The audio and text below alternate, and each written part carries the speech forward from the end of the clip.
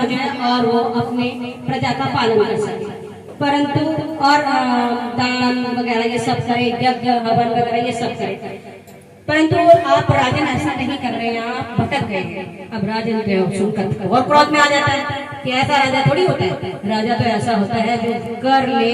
और ये क्या है कि ये तो सब जो है कमजोर लोगों की पहचान होती है कि यज्ञ करे और वो करे, राजा बन के ये शब्द होते हैं। अब ऋषिगण क्रोध में आ जाते हैं कि भाई ये तो नहीं।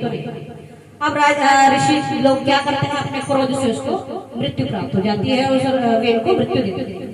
अब मृत्यु दे देती है। अब जो लोग जो ऋषि लोग हैं वो अपने घर के लिए चले जाते हैं, लेकिन जो उसकी माता होती है, वेद की माता, वो क्या करती है, अपने जो पूजा पाठ से और षड्यंत्र वगैरह से जो तंत्र मंत्र होते हैं उनसे उस शरीर को वो बचाए रखती है। मतलब मृत्यु तो है लेकिन शरीर को सुरक्षित रखती है, मतलब उसका दाह संस्कार नहीं होने देती है।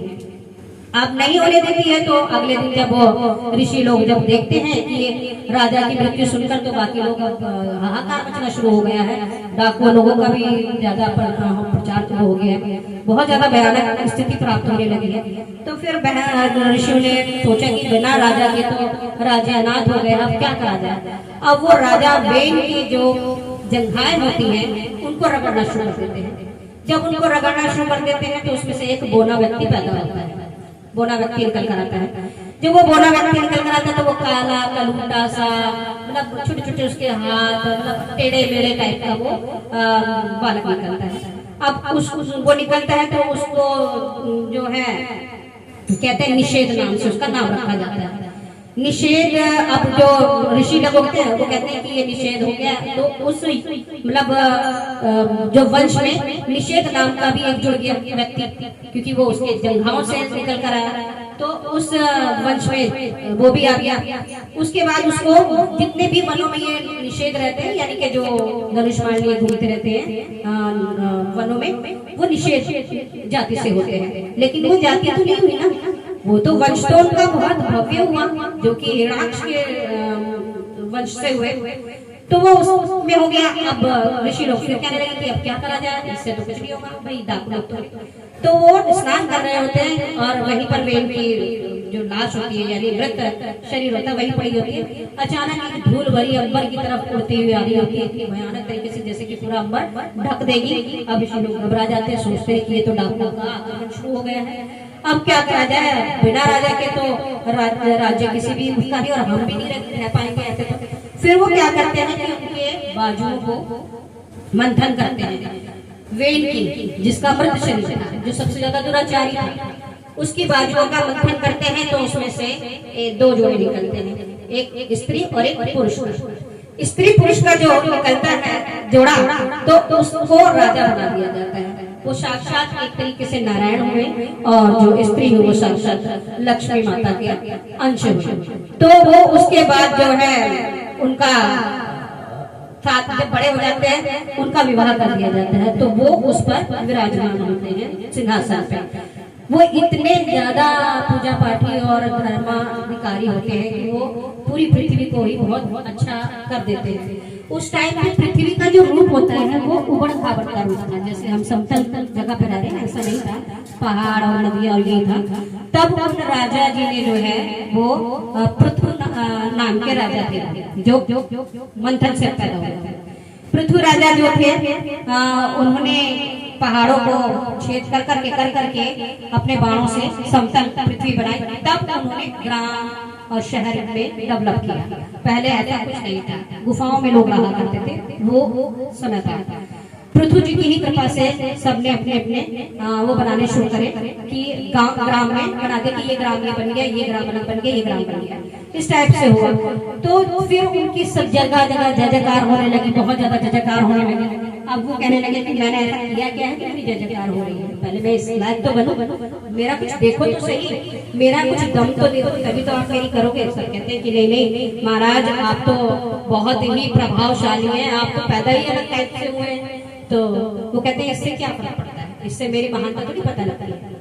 फिर राजा को कहते हैं कि ठीक है, कह मैं उस दिन अपनी सुनूंगा प्रशंसा जिस दिन मैं ये सारे कार्य कर पाऊं जो मैं प्रशंसा के लायक है।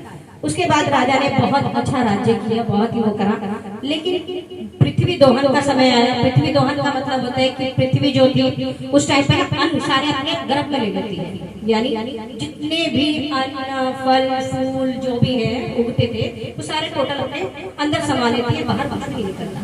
लोग फिर त्रासदी मच गई, फिर सबको भूख प्यास से खाने लगी। अब राजा परेशान, राजा कहने लगे मेरी प्रजा तो दुखी हो रही है, किस प्रकार का महान। अब वो पृथ्वी को पीछे बढ़ जाते हैं, हाथ में अपना उनका पे अपने बाण चढ़ा देते हैं और ढूंढते फिरते पृथ्वी को, पृथ्वी जो है देख कर भागना शुरू कर देती है। त्रिलोक में घूमती है, भागती है कि भाई मुझे बचाया जाए। अब जब लगता है मुझे कोई बचा ही नहीं सकता तो वो पलटकर हाथ जोड़कर जमीन पर बैठकर पृथ्वी जो है उनके चरणों में पड़ जाती है और कहती है कि राजन आप मुझे क्यों मारना चाहते हो, मैंने तुम्हारा क्या बिगाड़ा। अब राजन कहते हैं कि तुमने क्या बिगाड़ा है, तुमने तो सब कुछ अपने अंदर समा लिया, तुम बाहर निकालती क्यों नहीं हो, तुम्हारा तो कर्तव्य है वो करती क्यों नहीं हो, क्यों तुम लोगों के भरण पोषण नहीं कर रही हो, कैसे लोग जीवित रहेंगे, कैसे लोगों का पोषण होगा। अब जो पृथ्वी कहती है कि राजन मैं कैसे दे सकते हैं, जब इतना अधर्म फैल चुका है पृथ्वी पर तो मैं कैसे ये सब चीजें कैसे उत्पन्न करूं, जब उसे कोई दोहन करने के लिए नहीं पैदा हो रहा, जो भी आता है सिर्फ भोग कर रहा है, किसी भी प्रकार से लोभ और ये सब षड्यंत्र चल रहे हैं। मेरी तरफ तो कोई देखता ही नहीं है, मेरी तरफ तो मेरा तो सिर्फ बाहर बाहर लगा पड़ा है, तो मैं कैसे उत्पन्न करके दे दूं ये सारी चीजें। तो राजन कहते कोई उपाय बताओ फिर। तो कहते ठीक है आप दोहन कीजिए, आप यज्ञ कीजिए, आप दान कीजिए, आप ये सब चीजें कीजिए और जैसे जिसका आप ध्यान करते रहेंगे उसी प्रकार से मैं आपको चीजें देती रहूंगी। राजन कहते हैं ठीक है। राजन कहते हैं ठीक है मैं आज से तुम्हें पुत्री बनाता हूँ। तो पृथु की जो पुत्री बनी पृथ्वी बनी।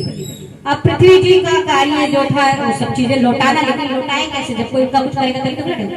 अब उन्होंने यज्ञ करने शुरू कर दिए। अब उन्होंने यज्ञ में जो ध्यान दिया कि जैसे कि स्वर्ण होनी चाहिए तो पृथ्वी में से खाने निकलनी शुरू हो गई। अब उन्होंने सोचा जब दूसरा यज्ञ करा कि दूध होना चाहिए तो गैया निकलनी शुरू हो गई। इस प्रकार से धीरे धीरे सारे अन्न और सारे फल फूल वापस शुरू हो गए। अब जो है राजा ने बहुत राज किया, सहस्त्र वर्षों तक राज किया। अब राजा के पुत्र जो हुए 2 पुत्र हो गए। राजा ने कहा कि भाई अब मैं वन गमन जाऊंगा, अब मैं वन को जाऊंगा, तुम ये प्रजा संभालो। और पुत्री घबराती है, कहती है पिता चले मेरे तो मेरा कौन ध्यान करेगा।